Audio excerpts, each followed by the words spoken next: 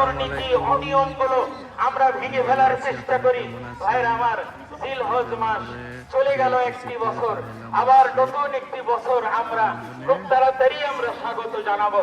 কিন্তু ভাইরা আমার, এই যে আল্লাহ রাব্বুল আলামিন আমাদেরকে সময় পরিক্রমায় স্মরণ করিয়ে দেন যে বান্দা, তোমার জীবন থেকে একটি দিন চলে গেল, তোমার জীবন থেকে একটি মাস চলে গেল, তোমার জীবন থেকে একটি ঈদুল আজহা চলে গেল। আল্লাহ তাআলা দ্বিতীয় খলিফার নাম কি?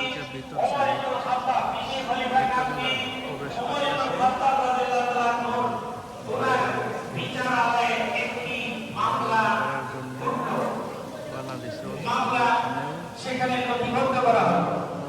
একজন সাহাবী একজনের কাছ থেকে ঋণ নিয়েছেন যে আগামী শাবান মাসে দিবেন, অর্থাৎ লেখা আছে যে শাবান মাসে টাকাটা পরিশোধ করবেন। ওমর রাদিয়াল্লাহু আনহু চিন্তা করলেন যে এই যে শাবান মাসে টাকাটা পরিশোধ করলেন, কোন বছরের শাবান মাস তা তো লেখা নেই।